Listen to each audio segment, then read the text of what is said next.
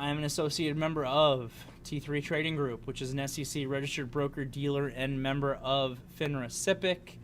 You should carefully consider whether trading is suitable for you in light of your own financial condition. Position disclosure here, only thing that's new since the last afternoon meeting that I broadcast was VXX. All right, we got a lot of things to talk about here. So, again, first of all, if you're here as a guest, welcome. heck of a first day for you guys, which is great. Today was not an easy trading session by any means, which we will discuss. But sorry, I thought someone was knocking on the door. Today was not an easy meeting yeah, for real. Today was not an easy day by any means, but it's a good thing because there's actually a lot to learn from today. So there's a lot of like little mini lessons that we can draw from today's price action so that we can all learn and hopefully be better traders going forward. First, real quick, just want to say this again.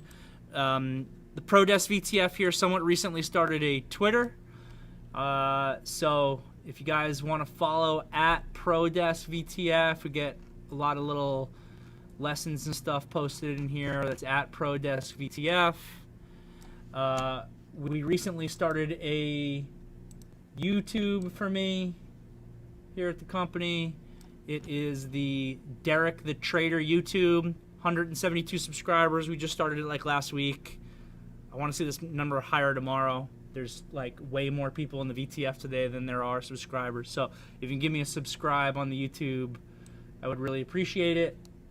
And just real quick on business before we jump into things. Robert, please. I'm not bringing that one up. Real quick on business. We got a really great team here in the ProDesk virtual trading floor. If you're interested in becoming a subscriber on it, you want to reach out to info@t3live.com. If you're interested in being a professional trader with T3 Trading Group, you want to reach out to info@t3trading.com.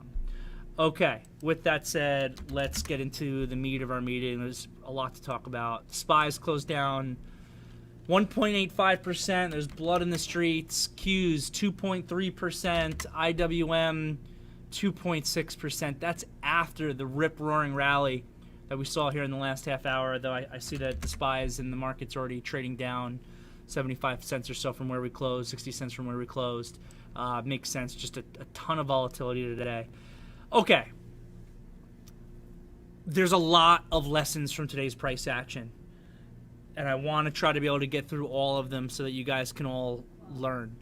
So we'll just kind of go through them one at a time. I tried to write down like a little note for me on each one so that I don't miss it. First thing I want to talk about is opening gaps in the market. When you have a big gap down like you had today, how do you deal with it? What are you supposed to do? Because I really tried to outline a game plan for us in the morning meeting, and that game plan actually worked out pretty much perfectly. So my approach to markets is big picture down to small picture. I think even if you are a day trader, the big picture is so important to day trading. Your entire probability of success hinges upon what the market does, and recognizing the intraday movements in the market all stems from big picture positioning and big picture flow. So what we need to assess on a really large gap down, I forget what the percentage was, but this is the biggest gap we've seen in a while. And there's all these different types of names when it comes to gaps, right? Common gaps, area gaps, breakaway gaps, continuation gaps. And I have a whole class in my training program that discusses those. But the root of it, when you're trying to assess a gap, is the following question is what you're asking yourself. What does this gap do to the participants who are already in the marketplace? The participants who are already in the marketplace, are they viewing this gap as an opportunity to buy? Are they viewing this gap as an opportunity to sell? Is this gap making people who are already in the market trapped in one direction or another, who are then going to be forced to do certain things. That's what we're trying to assess in today's big gap up. Today's big gap down. So I'm trying to balance this morning an understanding of basically the following two situations. One is, we know that there's a lot of cash on the sidelines that's been waiting for a dip. Is this gap down, is this dip big enough to bring new buyers into the market to come in and take advantage and buy the dip, versus panic sellers who are already in the market, right? Because where we opened in the SPYs today, what's our opening price? 434.88. The opening price of 434.88, this opening price puts every single person who has bought the SPY over the course of 2 months, all of September, all of August, and the second half of July. If you purchased the SPY at any point over the course of the last 2 months, you woke up today and your position is out of the money. What do people do when they're out of the money? Well, it depends on a number of things. But if they manage risk, a lot of times what they might do is sell. If they see they're losing money, a lot of times what they might do is panic and hit that sell button and get out of the position. So, and on certain occasions, if the market goes down enough, then you might even encounter margin calls and kind of things of that nature. So what we're really trying to assess this morning into the degree of the gap down is this a large enough dip to bring in the dip buyers? And do we have panic sellers? And if we have both, what's going to be the ratio of the two that's going to create the opening price action? That's what we're really trying to figure out. The other thing that you need to balance is this really important trading concept. It's really important for my own trading, which is extension. Okay? The way that I measure extension in the marketplace is where the market is trading versus the space between the 8 and 21 EMA. This could be any time frame chart. This could be a 5-minute chart, a 15-minute chart, hourly chart, daily chart. Where is the market trading versus the space between the 8 and 21 EMA? The space between the 8 and 21 EMA, the 8 EMA here is my blue line, the red EMA, the red line here is my 21 EMA. The space between the 8 and 21 EMA is what I consider to be technical equilibrium for any stock or market that I'm looking at based on that time frame. So, if I have a market, like right now, that's trading at 433.60, and the 8 EMA is at 443.44, so 433.60 versus 443.50, we are extended in the SPYs by $10.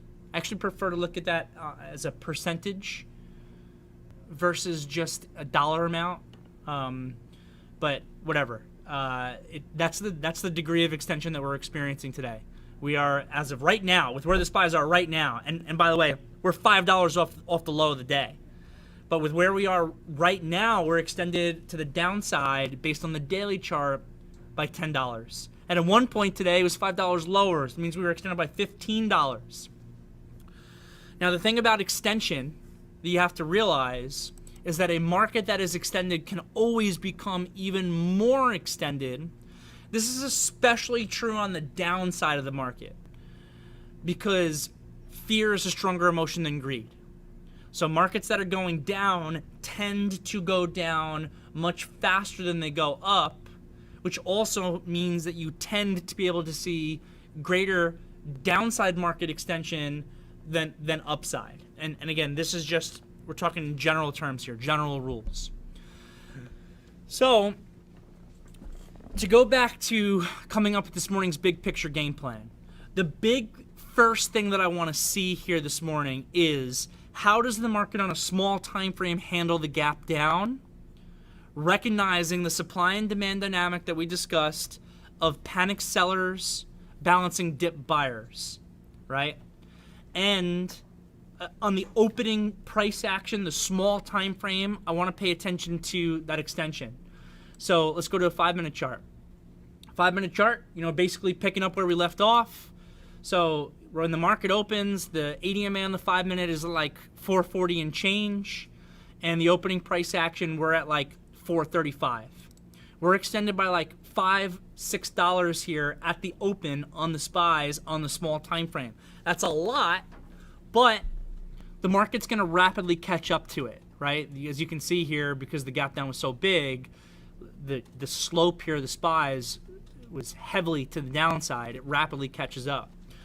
So what I want to see here, the first thing I'm looking for on a day like today is what I call the opening low. And I want to be long versus that opening low. What I don't want to be doing is I don't want to be hitting the short button the second the market opens. And you might be thinking, oh my God, the panic sellers, I want to take advantage of them. And sometimes that's true. Sometimes even when you gap down really big, you actually still can take advantage of panic selling that's coming in. But that panic selling, when it happens, and we didn't get it this morning, when it happens, it's relatively short-lived. It tends to last 10-15 minutes. Sometimes on really bad days, panic selling can last as much as 30 minutes. But usually it's 10 to 15 minutes of panic selling.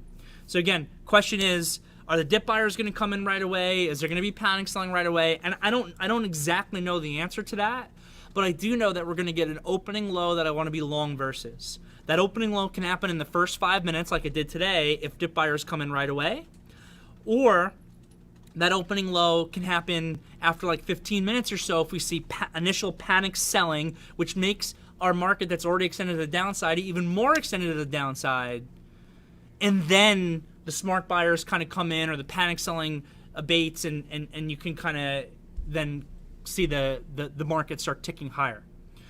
So that's the first thing I'm looking for. I'm looking for opening longs versus the opening low, whether that's an immediate low or a panic selling low, depends on the day.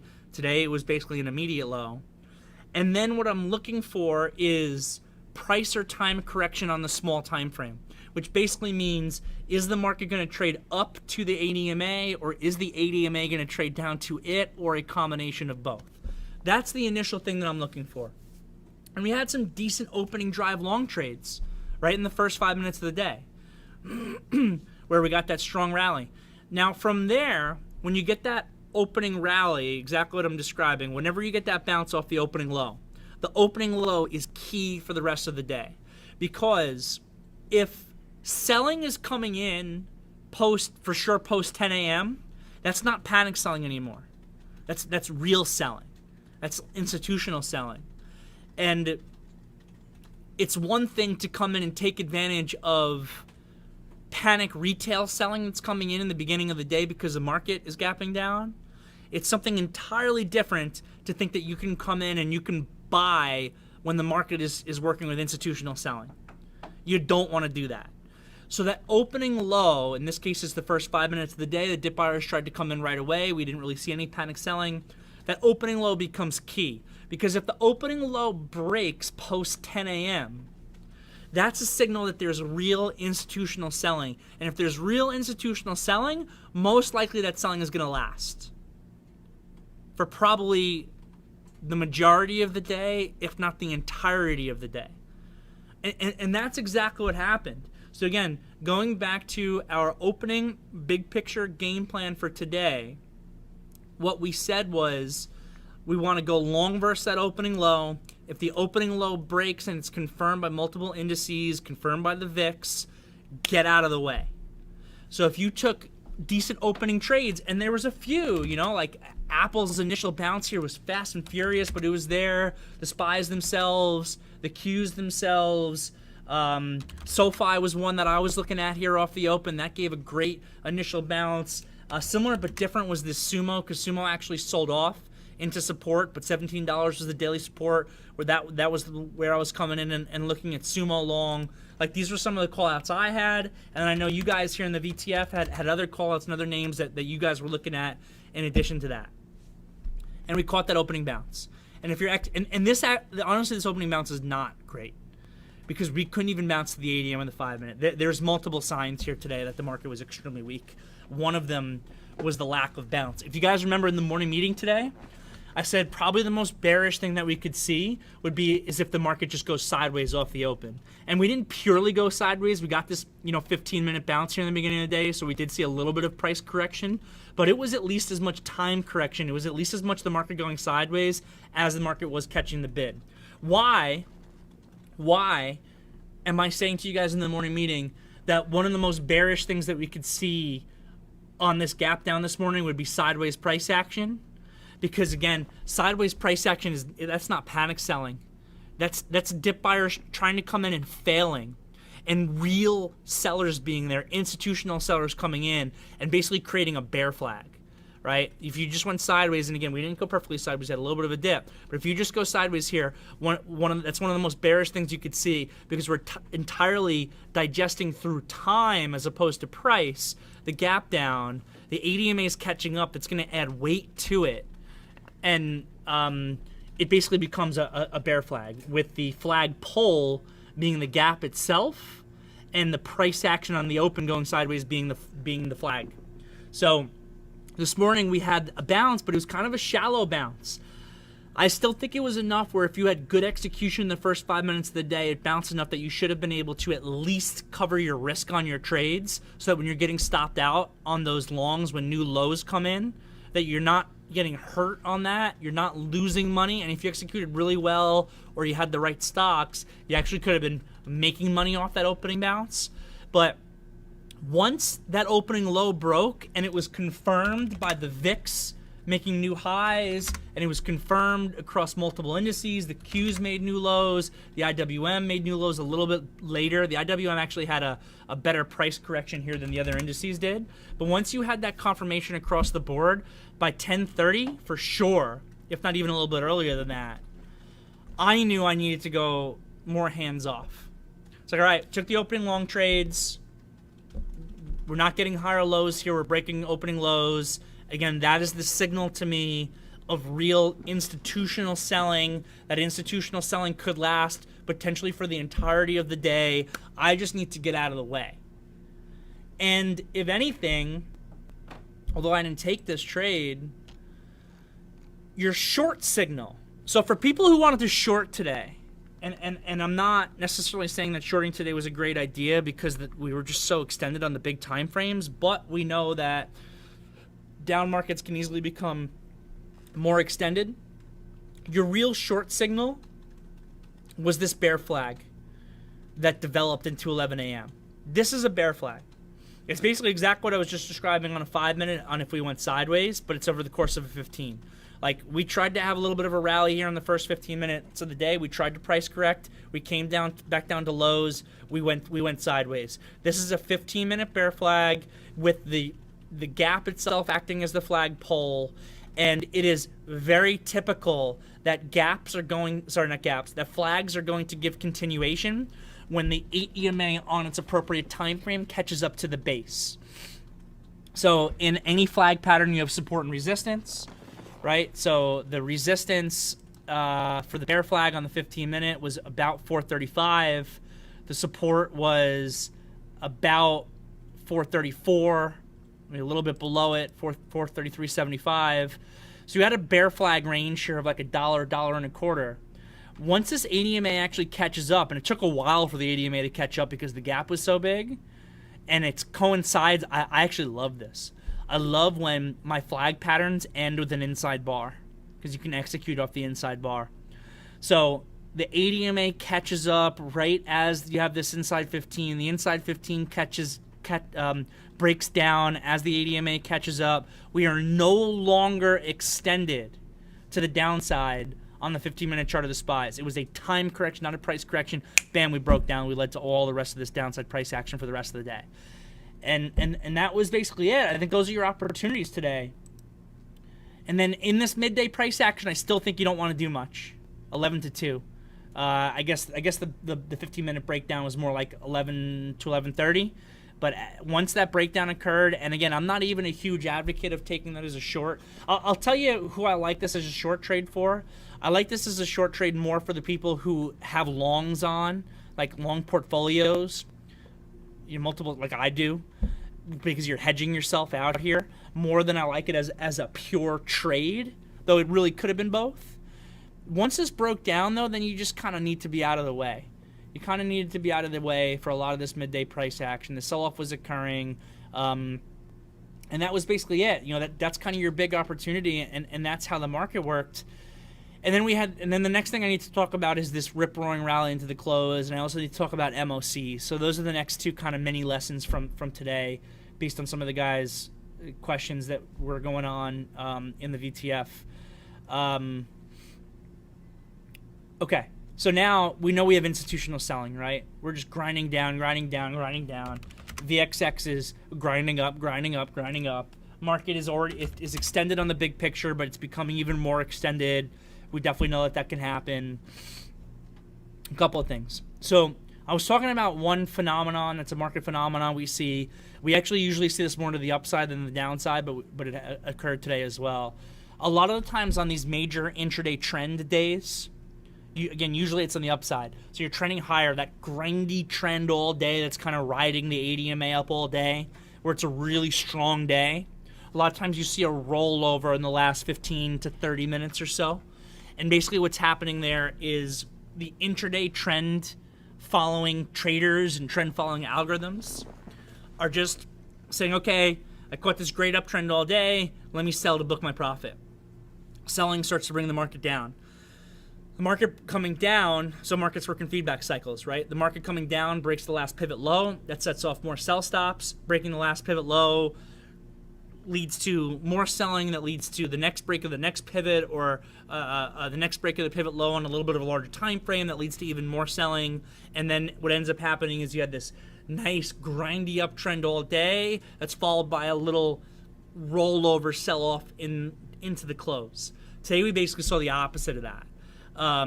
Grinding lower all day, this heavy institutional selling all day. Our option flow was primarily bearish all day, and then right into the close here a little bit early. Usually it starts like last half hour. It's actually started last 40 minutes.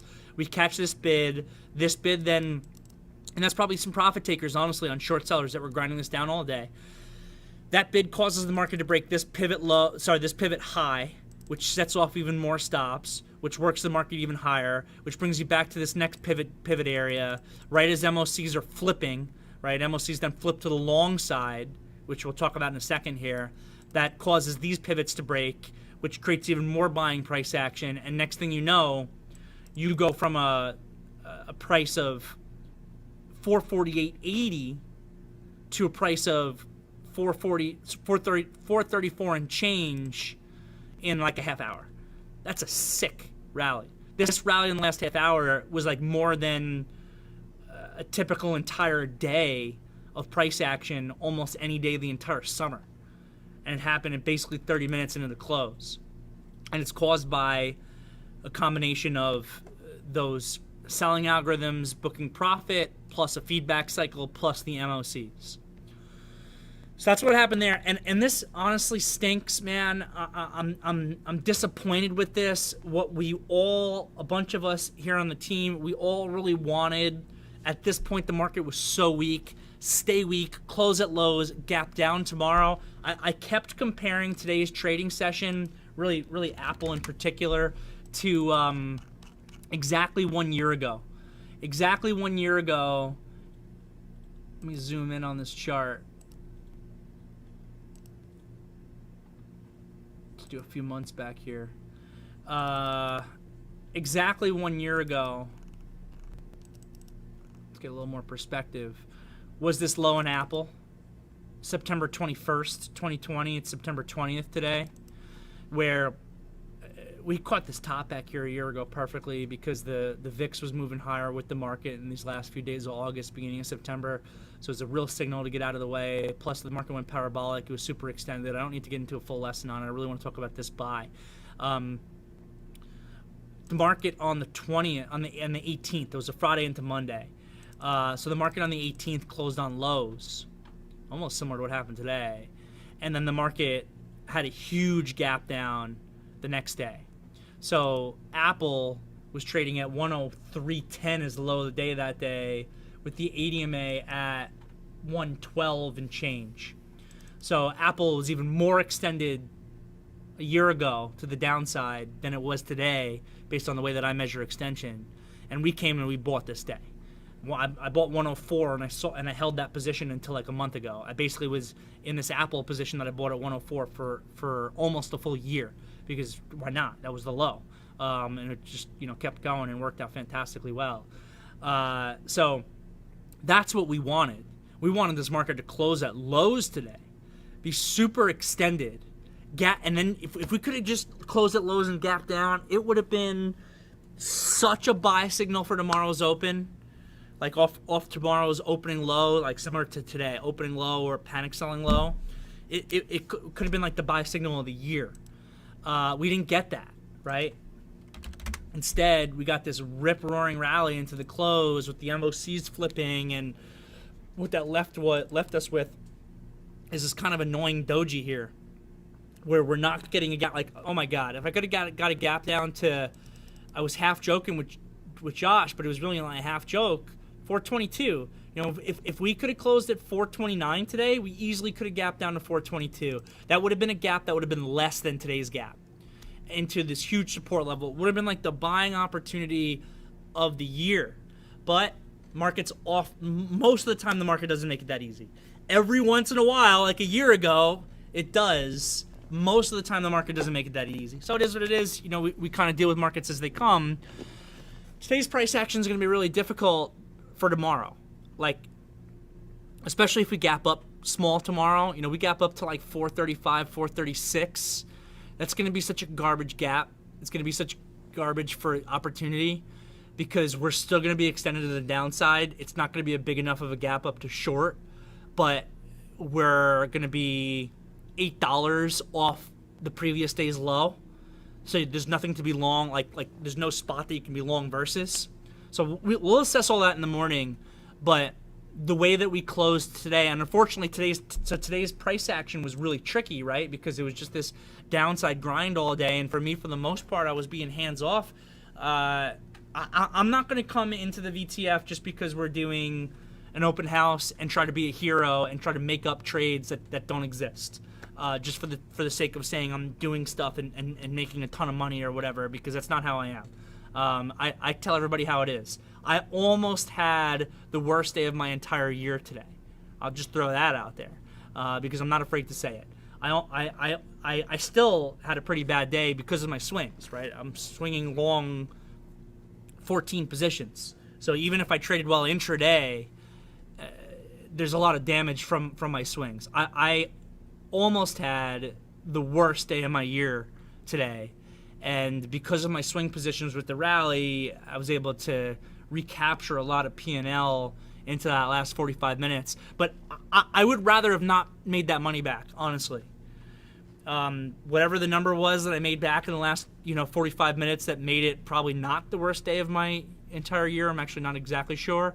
I would rather give that money up for the chance to lose even more money tomorrow by having a gap down, because I know that would breed so much opportunity that it would give me I feel really confident then it would just be this gift to be able to make back everything plus significantly more, and now I'm not getting that gift. So I'm not going to come here. I'm never going to be that guy and say, hey, come with me and you're going to turn your $2,000 account into a $2 million account by the end of the week. I'm never going to be the guy who comes in and says every trade is always a winner. I have a 100% success rate on my trades. That's a bogus lie. That person doesn't exist. I'm never going to be the guy who comes in and says he doesn't lose money. I lose money. I almost had the worst day of my year. I almost lost.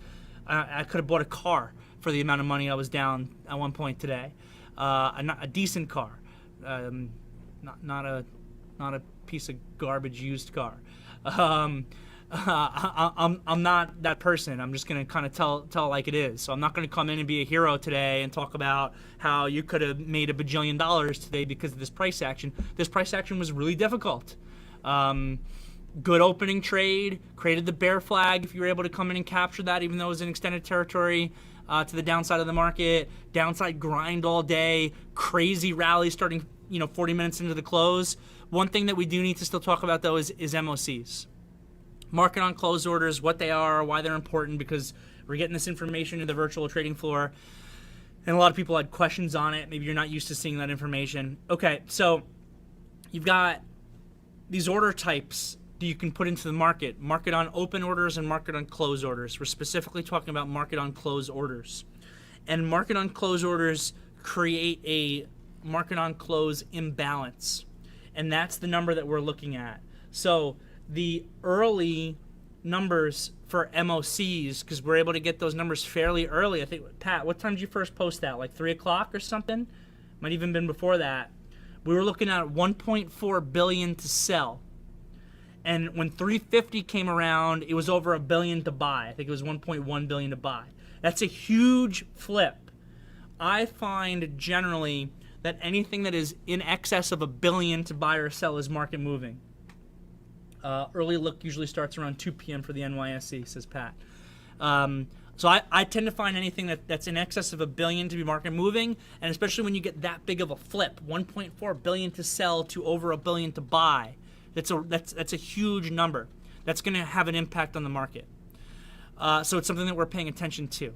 And what an MOC order is, I was trying to explain it on the radio. I'll re-explain it now, back when the market was open. So there are a lot of funds out there, a lot of hedge funds, a lot of mutual funds, pension funds, who need to own or sell the price of the close, right? So the price of the close on the SPY today was 434.04, right? $434.04. So there's a lot of funds out there who they need to have that price marked for their books, the actual closing price. So what they do is they put into the market a market on close buy or a market on close sell order. So maybe I'm a fund manager and maybe Pat is a fund manager. Let's just create a simple example. I am, for the Derrick fund, I need to buy 100,000 shares of Apple at the closing price. So I'm going to put in a buy order, 100,000 shares Apple, market on close. Give me the closing price. I don't care what the closing price is. I need that price. Maybe the Pat fund, for whatever reason, he needs to sell 50,000 shares of Apple at the close. So he's going to put in an MOC sell order, market on close sell order, to get the closing price for 50,000 shares. Well, I'm there to buy 100,000 shares. Pat is there to sell 100,000 shares. That creates an imbalance of positive 50,000 shares. So when we're looking at these MOC numbers that Pat's getting into the VTF for us really early on, and then they officially hit at 350, it's the total amount. So market-wide, we were looking at 1.4 billion to sell, and then that flipped to 1.1, I think, billion to buy at 350 when the number actually came out. And again, I find anything to be in excess of $1 billion to be market moving. So the market's expecting, and then what happens is the market begins to price it in. And there's algorithms that do this. I personally know people. There are people even here at T3 who have algorithms that are designed to take advantage of MOCs. So when they see that there's a buy imbalance, let's just say, of MOCs, there are more market on close buy orders than sell orders, their algorithm computes the math and says, okay, in order for these MOCs to be fulfilled, this buy imbalance, it's supply and demand, right? So a higher price creates more selling, and that can satisfy and eventually by the close, that imbalance needs to be evened out to zero. So they even out the MOCs to zero on the closing print. That is why the biggest volume bars of the day are almost always the opening volume bar and the closing volume bar, because they have to settle the MOCs for the market. So the algorithms come in, all right, the algorithms think it's going to be 1.4 billion to sell. So they're driving the market down to make up for that. And then, oh my God, it's 1.1 billion to buy. Boom, flip. And that drives the market all the way up. So that's why we pay attention to that. You know, similar to like option flow, which is the next mini lesson that I need to talk about, because there's a lot of questions about that, because we get that into the VTF. Similar to option flow, I'm not necessarily executing on this stuff. It's all information. So what I'm trying to do more than anything in order to be a successful trader is I'm trying to bring in and I'm trying to absorb all of the information and how it affects the probability of movement in the market. And then when I can combine probability of movement with execution, right, an actual trade setup that gives me a defined risk reward, that's how you make money. And again, the execution, the being a good executor takes skill. Risk reward math is very simple, right? It's just like, okay, I'm risking 10 cents to make 50 cents. It's all this other exogenous information that you need to be able to digest into your brain in real time that affects the probability. That's the hard part, right? And that's all the stuff that we're trying to digest. So speaking of probability, the next thing I want to bring up, and I see there's a ton of questions that are coming in. I'm just going to go to questions at the end. So speaking of probability, the next thing I want to bring up, because there were questions about this as well, and some of the better potential trades that were out there, even though we're not involved in them, were based on this as well, is option flow. So again, thank you to Patrick. We do an excellent job of getting the large, probably institutional option order flow into the virtual trading floor in real time. Why do we care about this? Because one, it's market moving because their orders are big enough. And two, if you understand how market makers work, and that's another thing you should read Pat's note from the other day, you'll understand even more on how it actually moves markets when they're big. But really at the end of the day, what the large institutional option flow is doing is it's giving us an insight into what funds, what the big money is actually doing in real time. One of the cool things about Kathy Wood and her ARC fund, I don't agree with a lot of the stuff she does. I don't agree with a lot of her positions. Some of them I do, some of them I don't. The really cool thing about her, though, is that every single day we can see what she did yesterday. We can actually analyze what she just did yesterday. But when you're looking at hedge funds and you're looking at like 13Fs, that's from what they did a quarter ago. You don't even know if these guys are still in the positions anymore by the time it gets announced, and you really can't execute off of it. But large institutional option flow is a signal to us on what the institutions are actually doing in real time. So if I'm looking to go long a stock and we're seeing all this bullish option flow come in, that just means that my trade's going to have a higher probability of success than it would be otherwise. I don't just close my eyes and blindly buy stuff, and this probably is not going to be a winning strategy. Let me just close my eyes and blindly buy stuff because we see a big option order come in, because you still don't know all the motivation. It could be a hedge, it could be a new position, whatever. But that's stuff we're paying attention to. So just for example, today, one of the best, so we saw, first of all, we saw a ton of bearish option flow coming in starting very early on. We saw bull flow coming into VIX products. We saw bear flow coming into Apple, bear flow coming into SPYs, bear flow coming into Qs, I think bear flow coming into the IWM. Uber, right away at like 9:35, and maybe Pat, you can repost if you got it. Pat starts posting bullish option flow in Uber. It's not a coincidence that this stock went green after 15 minutes and was one of the strongest stocks of the day. Where else? LCID. Lucid, one of the best names of the day here, still trading up even further after hours. They filled this gap. It was so strong, green all day. Yeah, a couple little dips here, but making new high. This thing was just so strong today. Bull flow, hitting it all day. And then where did the bearish flow for the market switch to bull flow for the market? Where did we start seeing that happen? Basically at market lows or just thereafter, right? All the bull flow and VXX, UVXY that we were seeing, bear flow in SPYs and Qs, that flipped real quick here, where all of a sudden we saw bear flow coming into the VIX, bull flow coming into the indices. It's not a coincidence. So it's stuff that we pay attention to, again, as a layer of probability. Okay. So I'm sure there's plenty of clarifying questions. That is basically everything I wanted to talk about. So we got lots of great mini lessons for you guys here today, just based on this market price action being exciting, even though it was not the easiest day in the world. It was an exciting day. Again, how we handle gaps, how we understand risk reward based on the gap, the balance between dip buyers and panic sellers coming in. That's one thing. Right? We understand the into into the close trending algorithms and how they can flip for profit taking, what they can do that to the price action. We have a better understanding of MOCs. We have a better understanding of option flow and the importance of option flow.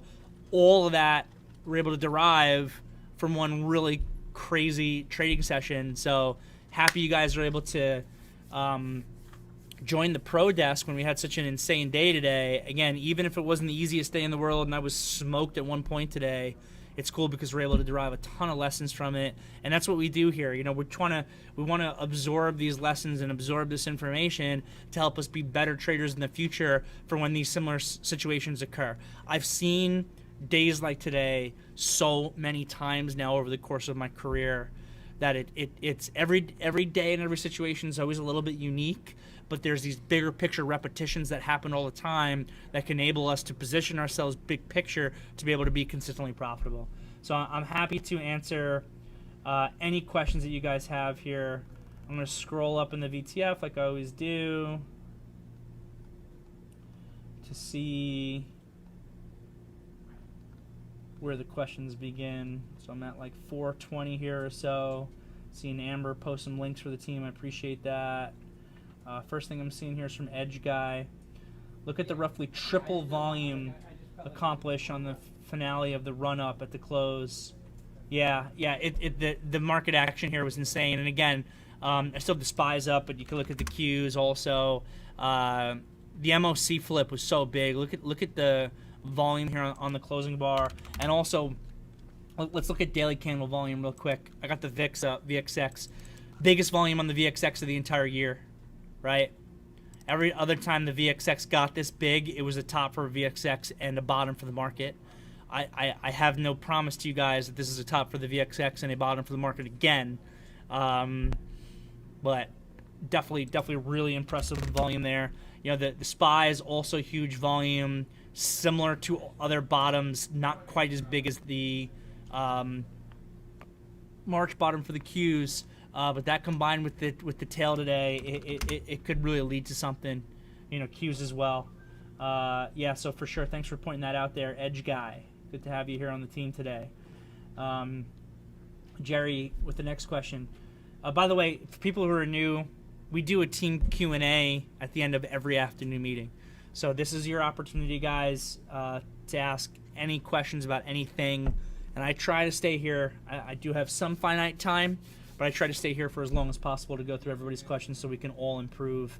And any questions at any level of experience are always welcome. From Jerry here, can you share your thoughts on how the price action of a big gap down like today compared to the bear market kind of gap down like the COVID sell-off? Sure. So the COVID sell-off was the ultimate example of an extended market becoming more extended. Let's start with that. Here's the whole thing. You thought the market was extended to the downside when I got the Qs up still here. When the Qs were at 415 and the ADMA was when the Qs were at 214 and the ADMA was at 227. Well, next thing you know, 2 trading sessions later, the Qs are at 198 and the Q ADMA is at 217, right? And we're extended by $20 to the downside in a $200 ETF on a percentage basis, right? Big. I think when you get 10% extension from the ADMA on an indice, it's big.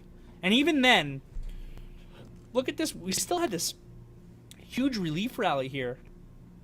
The ranges were so big that it only took 2.5 days. But we had this huge relief rally where it caught this move from 198 to 219. So the truth is that the gap rules and the extension rules still applied even in this sell-off. But this sell-off, this was the most insane price action I've ever seen in my entire career.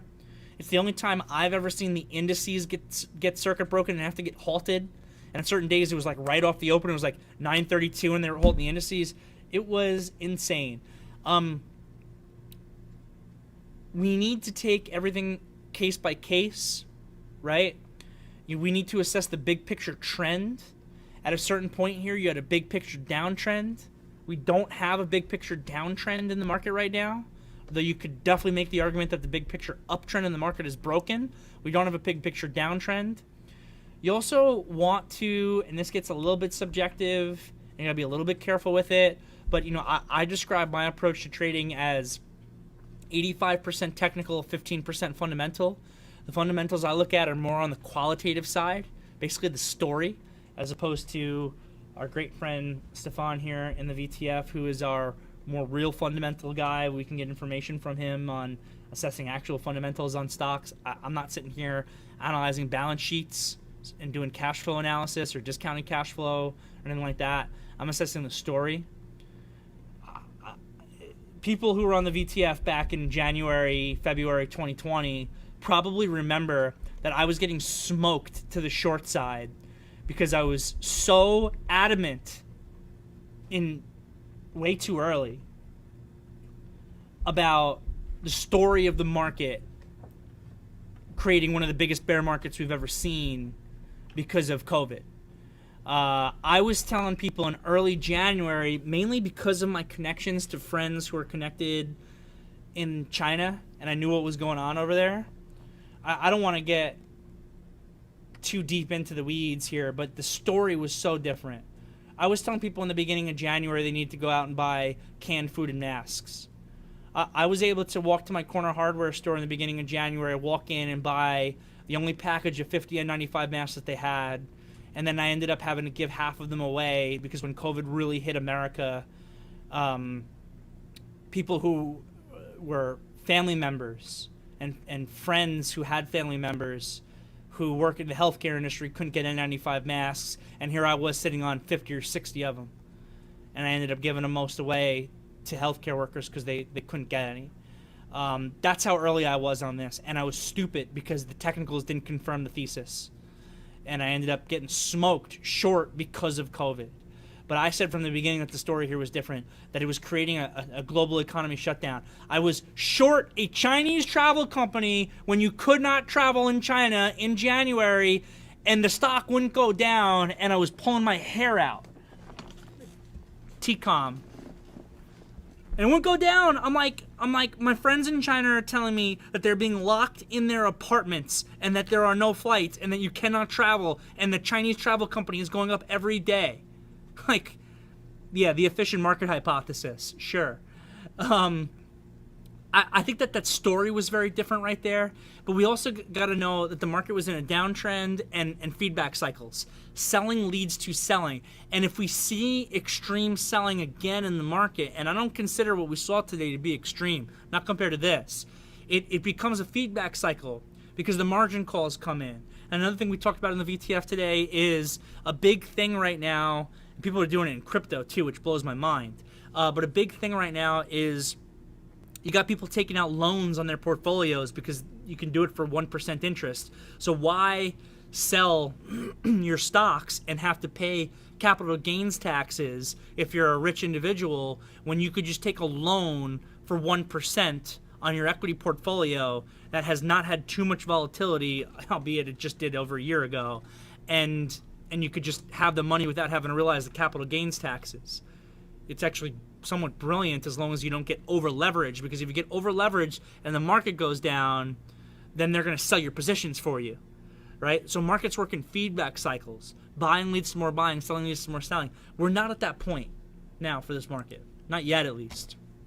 I don't see a story in the market that is equivalent to coronavirus. Are there bad things out there that are part of the story? Sure. China real estate thing, obviously not good. Tapering, arguably not good. Increase in interest rates, arguably not good. You know, the longer I've been in this business, the more I've seen that the Fed dictates the market more than anything. But they still haven't really pulled their foot off the gas, not yet. And if China creates contagion to here, then guess what? They're especially not going to, which is going to help the market hold up even more. I don't see that story yet.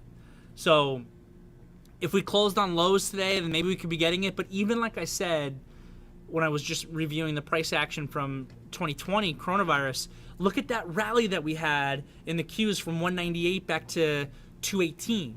It's a $20 rally over the course of 2.5 days, and it was based off of extension and gap rules. So it's still applied even in that, so we'll still pay attention to it on a day-to-day basis. I just don't think we're looking at that kind of market yet because of the story. So that's my answer to you on your question there, Jerry. The high of the flag, Gabriel says on the SPYs, was also the VWAP. I don't have the VWAP on my charts, but I believe you. Jack here, do you ever take pre-market and after-hours data into account? The ADMA on the chart with extended hours is a little bit different. Yeah, I do. I do, and I pay attention to it more pre-market than otherwise, but I'll tell you why. 9:30 comes around, and I'll usually leave like one chart of the SPYs that I have with the pre-market price action, but I primarily go to 9:30 to 4, and I'll tell you why. It's because of volume. So, you know, here at T3, we have retail accounts, we have professional accounts, they have trading access from 4 a.m. to 8 p.m. Eastern Time. But look at the volume at 4 a.m. Look at the volume up until 9:30. It is dwarfed by the opening price action. So implementing moving averages on these time frames based on the pre-market price action when there's no volume, I don't think it's appropriate because of the lack of volume. And then if you look at most stocks, if you look at like a Coursera that I'm in, look at this thing traded like 100 shares pre-market. Like if you're looking at charts that have pre-market price action in most stocks, yeah, not Apple. Apple trades pre-market, not SPYs, not Qs. But if you're looking at most stocks pre-market, there's zero trading that's occurring. And if you keep this chart up intraday, this pre-market, post-market price action is distorting the chart so badly that it makes it borderline unreadable.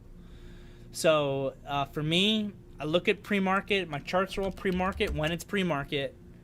I keep track of these levels, right? I was saying when the market opened, I was saying, all right, you know, SPYs here in the day here are trying to hold this 434, but we've got to remember that 433.50-ish was the real pre-market low that we need to remember. They tried to hold that here. So I remember the key pre-market levels when there is pre-market volume.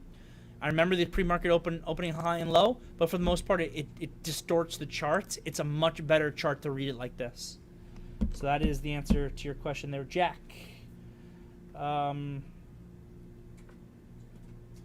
Yep, Joanne, we got your question already taken care of. Jacoby. Why was today not that day? We closed at lows on Friday, gap down.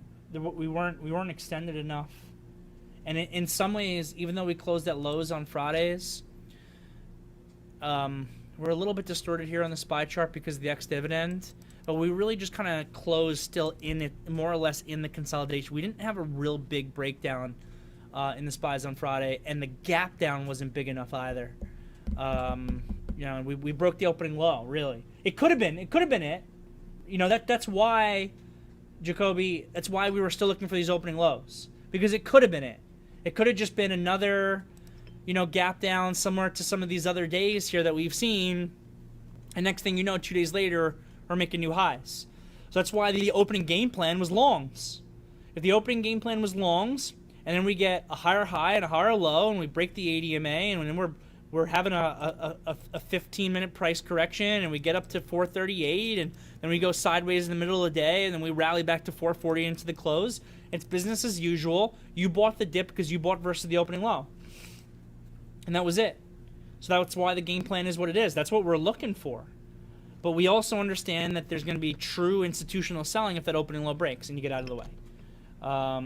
So that's that. Joe Trader Florida, would you say, Derrick, there was significant technical damage? Yeah, done today. And look for a retest potentially taking out today's low. That I don't know about.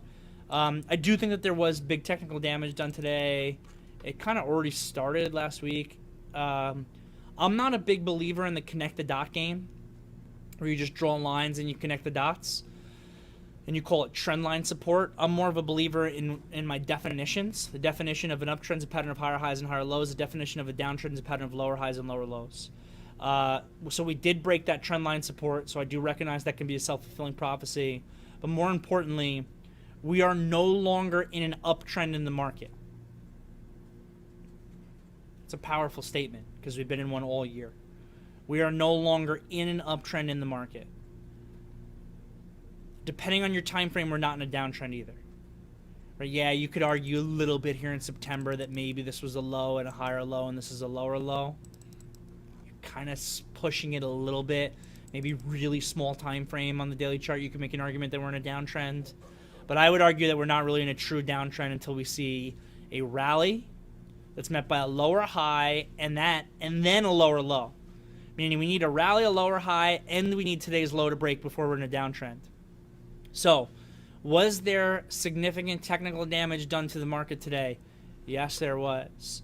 Are we in a downtrend where I can expect lower prices and I can expect that today's low is going to break in the future? No, we're not. We're in between. We're somewhere in between. We're kind of in no man's land. So our extension rules are going to be important. We're still really extended, right? SPYs are at 433, 434. ADMA is still, we're extended to the downside by $10 here. Is today, with this tail, going to lead to higher price action where maybe we see a lower low and we should be looking at shorts into 440, something like that. Sorry, a lower high at like 440, somewhere like that, that can lead to lower price action and downside continuation. That's what we want to be looking for. That's what we want to keep an eye out for, to then see if this could become bigger. My opinion is that the Chinese real estate thing is not as bad as coronavirus. My opinion could be wrong. The price action will let us know, right? And the price action will let us know if we get a lower high and a lower low, like we got with coronavirus. And we'll take it from there. Right now, we're pretty extended to the downside. And there is technical damage that's been done. Next here from Rich. Is the money you were down today? Yeah, primarily, Rich. I wish I could say 100%. So Rich, who's been part of the team for a long time. Rich, how long have you been part of the team? I'm not even going to see your response because it's going to be so far down the chat. But you've been part of the team for a long time. Originally starting with T3, I know, a long time ago. So I know, and I always appreciate your questions because you ask questions that you know the answer to, and you do it so that the rest of the team can learn, and I love that. I do that in martial arts a lot. When I'm at a martial arts conference and I see an instructor try to make a point about something, and I know he didn't fully get across the point properly, but I understand what he meant, I'll raise my hand and I'll ask a clarifying question, even though I know what the answer is. I do it for the benefit of everybody else, and I know you do that, Rich, and I appreciate it. Yeah, so for me, for open swing positions, I'm a big believer in risking money that I've already made in order to make more. It's called a win-win situation. So even though I was smoked today, it was primarily me giving back money that I've already made. And I love that. I'll do that all day. I love risking money that I've already made in order to potentially make more. It enables me to risk larger amounts to make larger amounts than I would otherwise. The amount that I was down at one point today, I would never come in and risk in a day. But to give back money that I've already made for the potential to be able to make more, I'm about that life. That's the money I love to risk.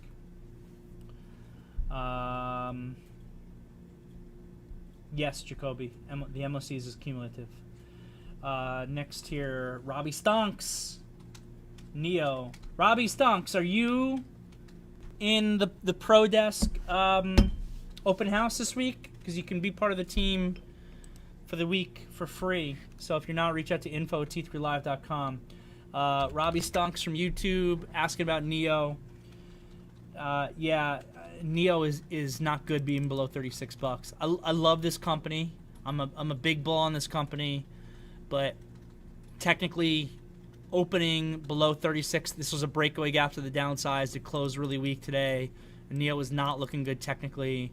Your next area of support is like this 3250 area, and we're still a ways away from that. A bit extended to the downside, but I'm not ready to come in and buy Neo. This does not look good technically, even if I do like the company. Joanne with a follow-up on MOCs. For today's upsurge, does this normally mean carry through, but for tomorrow, yeah. just a little continuation, then another drop. I know you're looking for, I know you keep asking the question because I know you want me to say that the market's going to give us another drop. I can't say it. I don't know.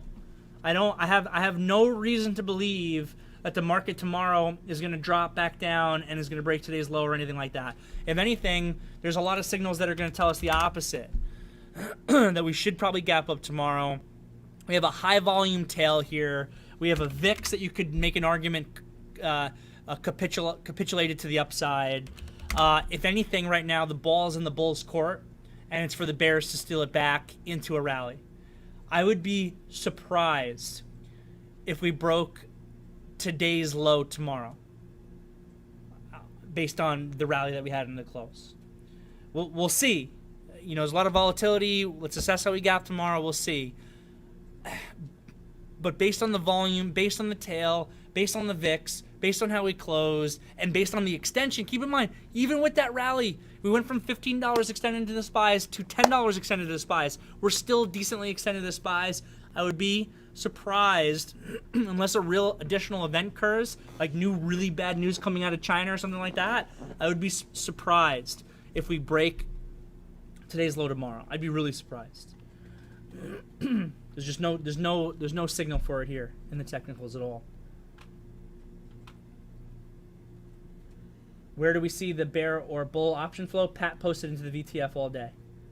So one of the benefits, like I said earlier, even if my assessment, I like to think I'm a decent trader. I've been doing this for a long time. I've been able to make a living. But even if you don't care about anything I have to say, it's worth being a subscriber to the VTF just for the information that we get on news and option flow. Can you put an alert or scan for bear or option flow in TOS? I have no idea. I don't trade in Thinkorswim. I trade professionally through T3 Trading Group. That's not a signal that any of our accounts provide. But again, we get into the VTF. So if you can combine the ProDesk VTF with a professional trading account, I think that's where you want to be. So if you're interested in a professional trading account, reach out to info@t3trading.com. Thank you for the compliment, PG. He said I did an excellent job today. I assume you're talking to me. I appreciate the compliment.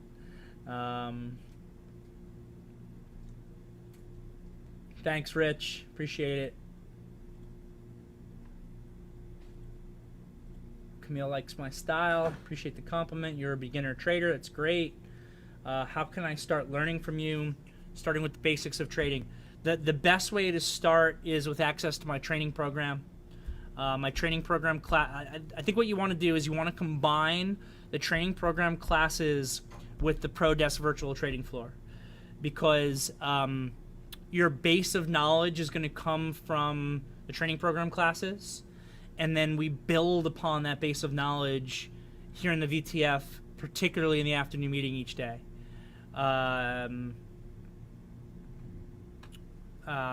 So again, here we're answering questions. We do all this review, so that's what I would recommend.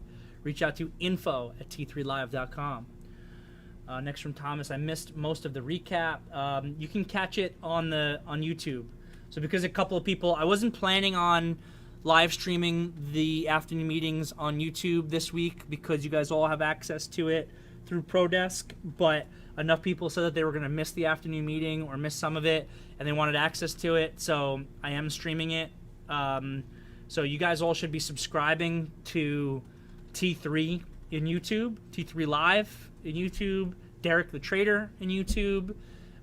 You'll be able to see the afternoon meeting as a recording in YouTube on the T3 Live YouTube as soon as the meeting is over. So check that out. We're just trying that as an experiment right now.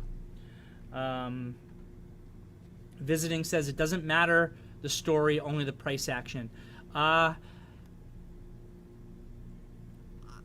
I'm not going to disagree with you on that. That is the exact same statement that I used to say for years in the beginning of my trading career, at least the first half of my trading career. I don't fully agree with it anymore. My best trades are when I'm able to combine the story and the technicals. I never buy something purely based on the story, except for maybe Boex. I almost never buy anything purely based on the story. You know, I was listening to a hedge fund manager, and I really can't remember who, on the Barry Ritholtz podcast, which I also can't remember what it's called right now. I'm having a mental blank. It's one of the podcasts I listen to. I could look it up for you guys if you want. And he had the guy on one time, and he was like, I'm a big believer in fundamentals, but it's the technicals that tell you the when, where, how, and why. Or no, the fundamentals tells you the why. The technicals tell you the where, when, and how. So you can have this belief, like I was saying, that the market should go down because of coronavirus, but until the technical signal was there, you were better off being long and short.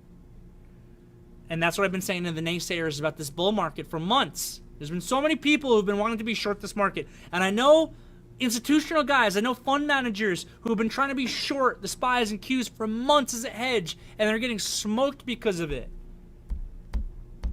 There's no technical signal to do it until maybe now. Until maybe last couple of weeks.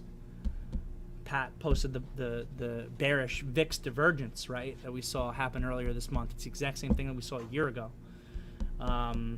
So I actually do believe in the stories as well, and I do believe in a degree of fundamentals for sure. And I care if a company has a buyback. I care a little bit about if they have cash flow. I care a little bit about what that story does. Why has NVIDIA and AMD been so much better than Intel? Intel's got better fundamentals, but AMD and NVIDIA have the story and they have the technicals, right? The combination. Anyway, can I talk about stop losses? Is a question from Robbie. Sure. So a couple things on stop losses. You need to have one for every trade. So let's go break it down to real fundamentals here. In trading, there are three definitions that are extremely important to me: the definition of trade, the definition of trend, the definition of momentum. My entire trading philosophy is based off of these three definitions. Any and everything I do in trading can be broken down to these three simple definitions: trade, trend, momentum. The definition of a trade. The definition of a trade is something with a technical reason and a technical out. Another word for out is stop loss. The definition of a trade is something with a technical reason and a technical out or a technical stop loss. Basically, what that means is you do not have a trade if you just are buying because you have a reason to buy. You have half of a trade. If you just buy because you think a stock is going up and you don't have a stop loss, it's not a trade. You're either gambling or investing because you only have half a trade, and half of a trade is not a trade. It's not a trade at all. The definition of a trade is something with a technical reason and a technical out or a technical stop loss.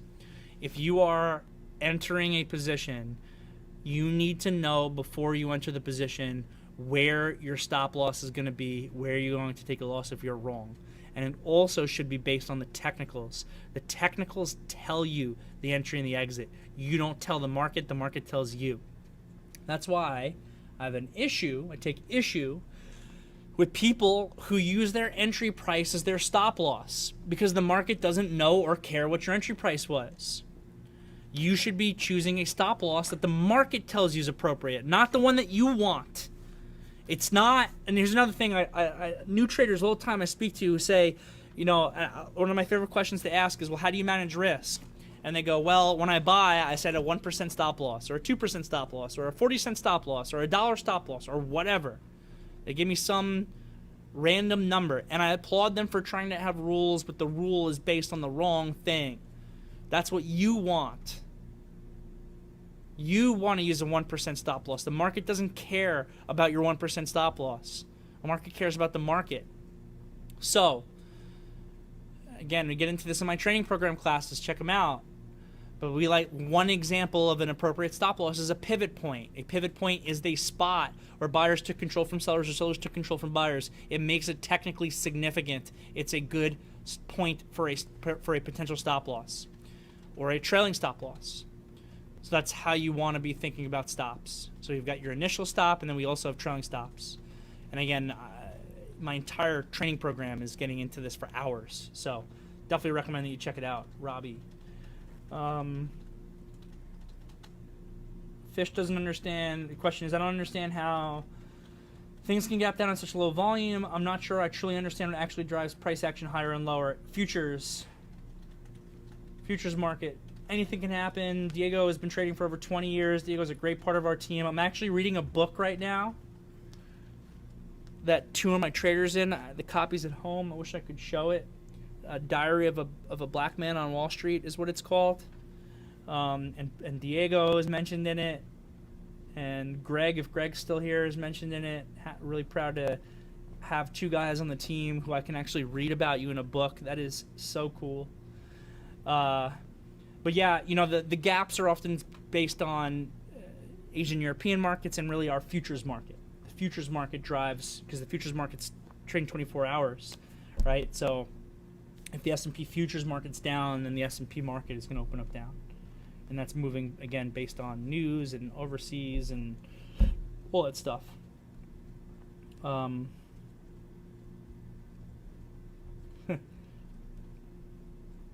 Next here from PG. How do you like stocks break out the opening range within the first hour of the day? What do you look for to keep the moving going? So I don't really do opening range breakout trades. I know a lot of people do. Since the Jade Room says Rich, sorry, I just saw that. I could not laugh. So Pat, if Pat's here, you can explain it, or you can explain it on the radio maybe tomorrow. Pat does like an opening drive, opening range trade, particularly in stocks that have news like earnings reports, based off usually I think an opening 5-minute candle. He might even use an opening 2 at some point. I don't really ever look at charts less than 5 minutes. Again, guys. I'm a big believer that my way is not the way, right? It's like Bruce Lee said, be like water, right? If water goes into the cup, it becomes the cup, right? Water can flow, water can crash. The way that I trade is not the way to trade. It is a way to trade. And you need to find the way to trade that is appropriate to you. And the best way to learn the way that you should trade is by learning from as many resources as possible. That's why T3 is so cool. You can learn from Scott Redler. You can learn from Sami Abu-Saad. You can learn from all those awesome people. You can learn from Pat. You can learn from the great team that we have here in the ProDesk VTF.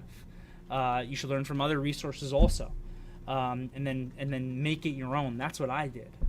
I learned from so many people over the course of the years, and I'm still learning. Now I learned from all of you guys now. Some of you guys have taught me so much over the course, even the last couple of years. I've been doing this for over a decade. I'm still learning all the time. So be like water, right? But anyway, I don't really take an opening range trade necessarily. I pay attention to it, and I pay attention into it in conjunction with a lot of other information. Extension, volume, all this stuff that we're talking about. But maybe we can get Pat to comment on that more at some point. Silver here. Just want to thank you for the analysis. It's helpful and appreciated. No problem. That's what we're here for. Happy to help out. Diego also giving a shout out to the training program. I appreciate that. Some chatter here that I'm scrolling through. Do you use any algos or coding, or is it all off of intuition and experience? I don't trade algorithmically. I do have a strategy that I trade manually, which is a quantitative strategy, but I do it by hand. It easily could be coded, but I sit here and in front of the computer all day, every day anyway, so I just kind of do it by hand. But here at T3, we have very robust T3 Trading Group. We have very robust algorithmic capabilities. Sean Hendelman, who's the CEO of T3, was one of the first in the algorithmic space in the early 2000s. I think to this day, his robots do like 2% of the New York Stock Exchange's volume on a day-to-day basis. Needless to say, he's been extremely successful. So we do have that here, but I'm not personally. I can't write a lick of code. So I press buttons. From Sarah, I joined T3 via Jeff Cooper's Hit and Run Trading. I see a lot of options here. but don't know which options I should focus on. You mean with T3 in general? Well, I'm sure that the folks over at T3 Live or your trading counselor will have an opinion on it. Generally, I would say check out multiple people, multiple spaces like you're doing, and see what works best for you. And like I was just kind of explaining, you want to try to learn from multiple resources. I'm obviously biased towards ProDesk here. This is where a lot of our professional traders here at T3 Trading Group are located. But you really want to, Jeff Cooper is a great guy. He's been in the industry for a really long time, and there's a lot of other great moderators around, and you should see what works for you. And if you decide that ProDesk is best, I won't be surprised. But like I said, I'm biased. Everyone here is great.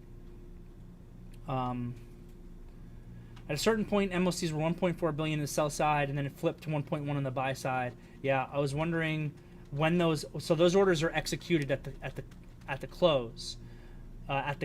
Yeah. So again, like I was saying, so just to add on to what I was saying earlier about imbalances. So we're seeing these imbalances start to leak out around 2 p.m. But you can still put in an MOC order. So if the MOCs market-wide were 1.4 billion to sell, and then I put in 1 million MOC to buy, let's just say, well, then guess what? Now it's 1.3. And the next guy puts in 1 million, now it's 1.2. And next guy puts in 1 million, it's 1.1. So that's to buy, right? It's satisfying some of that imbalance. So it's a dynamic thing. And that's what happened today. We don't see flips this big this often, but we don't see price action this big this often, right? It was a crazy day today. And no problem. I hope I answered that question properly for you. Trademark. I've heard you remark that you don't use trailing stops. That's not true. I do use trailing stops. What I don't use is, I've had people ask me, so I've had people who joined T3 who have been retail traders in the past using like Thinkorswim or whatever, and they asked me in our software about how they can use a automatic trailing stop. One, our software doesn't have it, and if it did, I would never use it.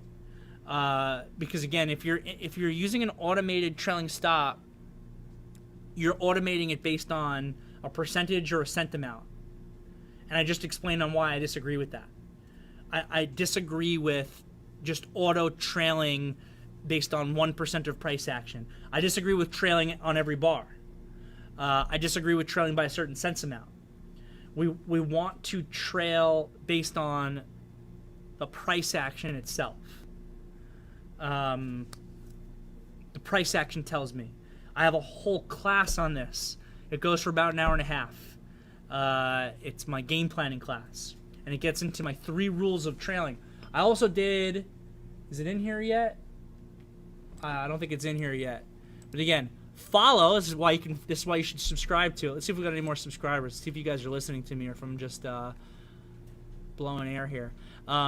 Subscribe to Derrick the Trader on YouTube because I'm posting these mini lessons on here. Oh, look at that. We got an extra 10 of you guys came in. But I'm posting these mini lessons in here. I filmed one recently that's a short version of my rules for trailing stops that they'll probably put on here eventually. If you want the big one, you gotta get access to my actual training program. But give Derrick the Trader a subscribe.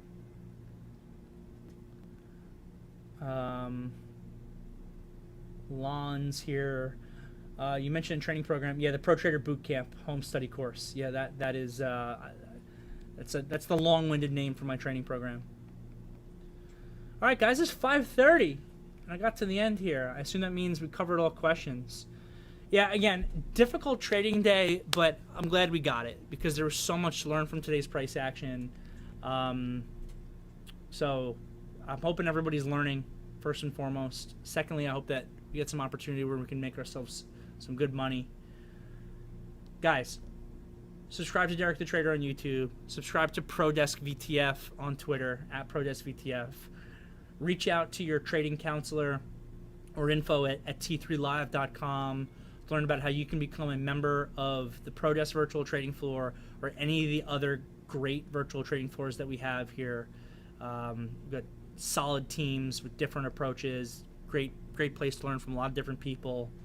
Or if you're interested in becoming a professional trader with T3 Trading Group, we do also have retail accounts at T3 Trading Group, but they're really more for kind of professional traders who want to stay in retail accounts. If that interests you, reach out to info@t3trading.com, info@t3trading.com, on how you can become a professional trader. All right, gang, it's 5:30. I'm hungry. It's been a long day. I've already been at the office for almost 12 hours, and I got a lot more work to do. I'll see everybody tomorrow morning, where we will assess the news, the gap. We'll come up with a game plan. We'll do all that great stuff. Love having you all today. See everybody tomorrow.